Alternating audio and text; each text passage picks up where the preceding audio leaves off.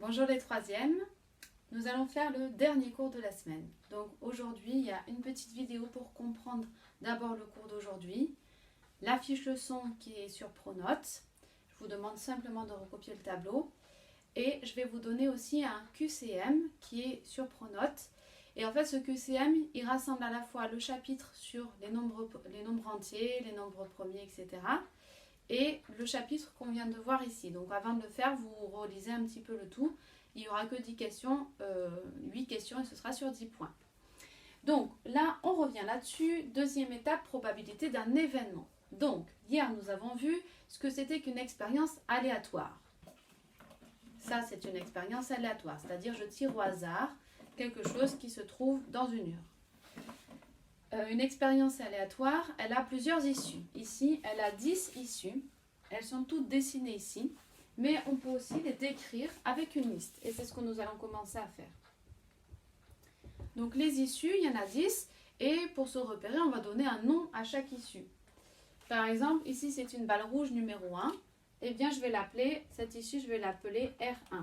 Les issues, je rappelle, ce sont les résultats possibles que l'on a quand on tire au hasard une balle. J'ai donc R1, R2, R3, R4. Ensuite, j'ai B1, B2, B3, V1, V2 et O1. J'ai donc mes 10 issues qui sont décrites ici.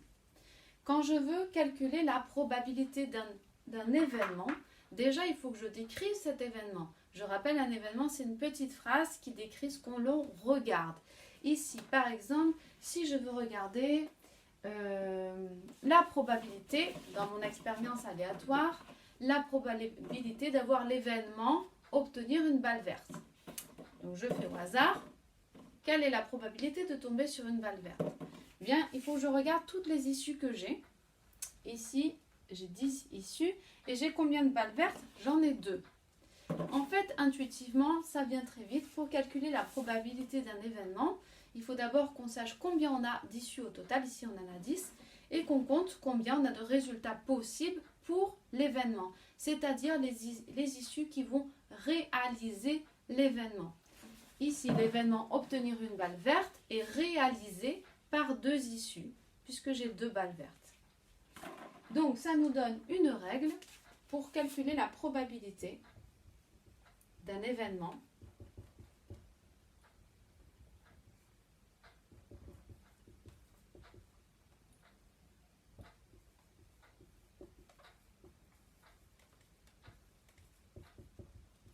Alors, la probabilité d'un événement, on rappelle que pour parler des événements, on préfère utiliser des lettres pour leur donner des noms.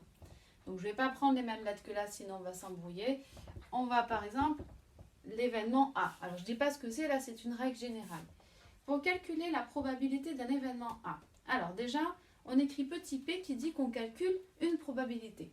Ensuite, on ouvre une parenthèse qui dit qu'on va calculer la probabilité de cet événement-là.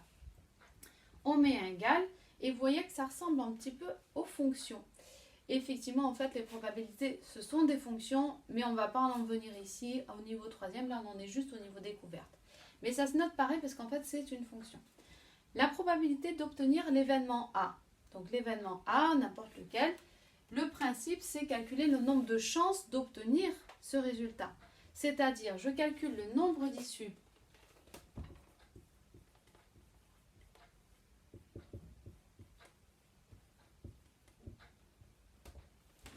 qui réalise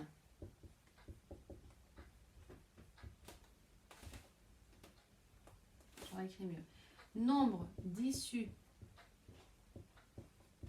qui réalise A sur le nombre d'issues total.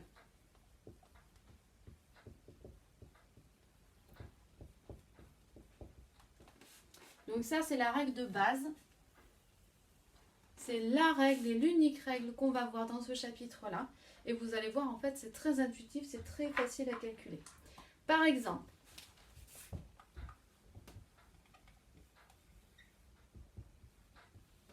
la probabilité d'obtenir une balle verte, que j'appelle V. Du coup, ça, c'est l'événement V qui est obtenir une balle verte.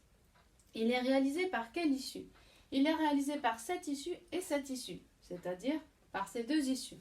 Combien j'ai d'issues qui réalisent l'événement V? J'en ai 2. Combien j'ai d'issues au total? J'en ai 10. Donc la probabilité d'obtenir l'événement V, c'est 2 sur 10. Vous voyez, c'est aussi simple que ça. Et si vous avez compris ça, vous avez tout compris.